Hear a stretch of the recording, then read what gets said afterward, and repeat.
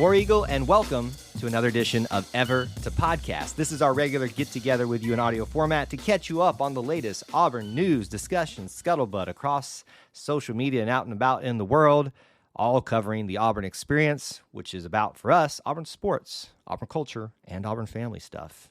To wrap it all up for you, if it's orange and blue, it's what we do. So thank you so much for joining us in what we're going to be doing today, Ever to Podcast, episode 52. Today's date is August 14th, 2025, and I'm your host, as always, Kyle Loomis. Lots to get into today, as we normally do. We're going to be discussing some things from fall practice for football, some other football news related as well, and some of that is going to be of the tailgating variety with a tie back to baseball in a sense, believe it or not, and catch you up on what you need to be paying attention to this weekend in the Auburn space. So that's what we've got in store for you on episode 52. Let's jump into it, and we're going to start off with what you need to pay attention to this weekend. We are reaching that time of year again, folks, where the sports are officially going. Preseason has happened for soccer. We are now officially starting soccer today, the day of this recording, August 14th. So really quickly, I want to make you aware of 3 events in Auburn athletics that you need to be aware of, paying attention to. The first one I just mentioned, Auburn soccer's first game at Auburn Soccer Complex, aka the Hoppa, as I call it, against Louisville, kicking off the season against an ACC opponent. So go check that out if you're going to be in town. Come see the very first game of the James Armstrong era. They will also be playing and that's at 7:30 p.m. Eastern, 6:30 Central. 6 Central on Sunday, they will be playing Samford. So there's a lot of connective tissue there with Birmingham and Auburn not being too far away from each other. So hopefully we'll have a good crowd out there on Sunday for an evening game, which should be pretty nice, I'm betting. And then also keep in mind that a preseason match between each other, meaning the team, Auburn Volleyball, will be just before that Sunday match of the orange and blue scrimmage is what they call it at 2 p.m. Central Time. So make sure you're there for that. Soccer, 2 games this week, Thursday today, and then Sunday, and then volleyball as well on Sunday. That is your Auburn weekend. Let's get into some of the major topics this week. We're going to start first with something that ties across. I mean, it's really for one sport, but it ties into baseball as well. They just announced again the 984 Club Game Day Tailgate. Now, if you don't know what the 984 Club is, it's a sweet box area up at the top of the new built-up section of Plainsman Park. That's obviously for the purposes of being there for baseball games, but they're going to utilize it as a great tailgating and viewing opportunity for Auburn football atmosphere and Tiger Walk. So check this out. If you're interested in it, it's got a good price tag on it, but at least check it out. It's kind of a cool concept that they're doing. So each season long, there's going to be a membership cost of $1,350 per person, but it includes all of these things: access to the 984 Club space for every single home game of the Auburn football 2025 calendar. There's going to be complimentary food buffet and non-alcoholic drinks. You can get your cash bar if you'd like to on site. That's going to be available to you. There will be all kinds of TVs that you can utilize to watch SEC games and other football coverage throughout the day. Indoor air-conditioned space, that's going to be very key for a lot of you that need that kind of stuff if you're not wanting to be out in the heat like us peons, such as me. Access to private restrooms. And then you've got a live view open air experience, meaning they're going to open the windows up, I guess, some type of space to open up to Tiger Walk from inside the club for you to have your exclusive way to view Tiger Walk. It opens 8 a.m. on morning games and 11 a.m. for any kickoffs 2:30 or later. So that's a really cool concept. I know a lot of you are worried about Auburn monetizing a bunch of things. This isn't really taking away from any space. This is utilizing a space that was already there that was pretty much vacant since the new buildup of that side of the baseball stadium. So this is a great opportunity if you can afford it for some air conditioning, tailgating, and seeing Tiger Walk if you don't want to have to deal with the hassle of the crowds. $1,350 is the price tag, though, but there's at least the information for you if you're interested in looking into that for your purposes. Let's talk about fall practice, as we've been trying to catch you up on if there's any new things to talk about. As far as we know right now with the schedule been released, this will be the last scheduled practice of the weekdays. Nothing planned for tomorrow as far as we know. I would imagine there's going to be something over the weekend. But we did get to hear finally from the defensive coaches. We've already heard from the offensive coaches this week. There's been media that was able to attend We're providing the stuff for you straight from the athletic department. So we were able to hear from DJ Durkin and Vontrell King Williams, the defensive tackle, interior defensive lineman coach. Obviously, DJ Durkin is the defensive coordinator. We've mainly, the notes I have are from DJ Durkin. He talked about DeMarcus Reddick being good to go now. There were some injury things that were keeping him from being full speed in practice. Start off seems like he is good to go now, has been that way for a while.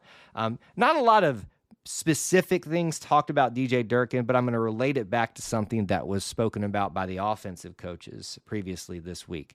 DJ Durkin talked about the focus being on individual and collective consistency at this point in practice.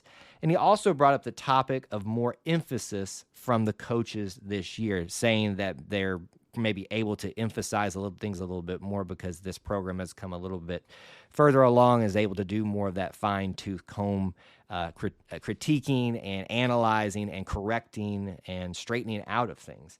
So what I'm hearing across not just defensive coaches that spoke this week, but also the offensive coaches, is it does seem like that this program has found a new foundation where it can take the time to fine-tooth comb a few of these things, work through them, and really hone in on getting something right, especially whether that's as an individual player or a group, or just the collective consistency of doing everything right the right way the first time that it happens. I like that. I like that I'm hearing that across offensive and defensive. To me, that's a great sign, at least the way I interpret it, for another big word that we always use, culture of the program right now.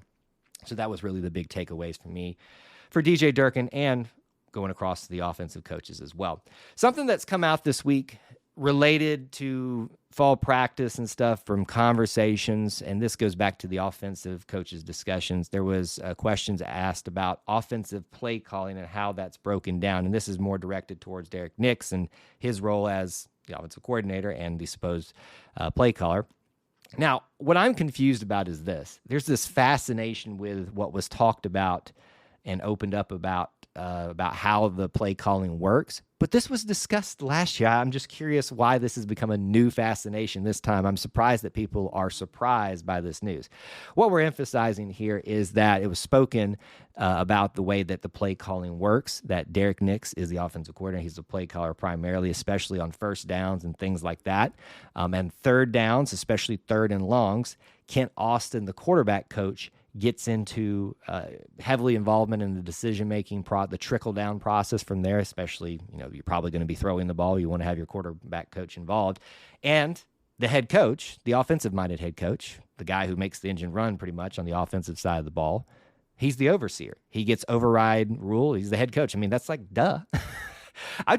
I'm so fascinated that there's a lot of media talk about this year when this was spoken about last year, but also the fact that there's so many people that weren't aware of how this was working down, how this is some kind of foreign concept. This is really how it works. There's somebody who makes the calls, who makes the decisions, who makes the game plan. There's a collective process, though, where they work through things to help make better decisions. So I'm not shocked in that in any way. I've seen a lot of people that are concerned about that for some reason, and I'm a little bit intrigued and shocked by their confusion of it. You can be. You don't have to like it. It's their decision. We'll see if it works out, and we'll all be able to critique it or not in a few weeks here. So a couple other news items just to get you going on the weekend. We've been talking a little bit about how the U.S. Amateur has been going for some of the Auburn guys. We're down to 2 guys, as far as I'm aware of. They're left into the round of 32. Of course, Jackson Coyven and Billy Davis. They've whittled down from about 6 guys, either current Auburn players or former ones, down to 4, and now down to 2. So those 2 guys we'll keep an eye on this week, and that's something else for you to watch on your Auburn weekend and pay attention to at least a little bit.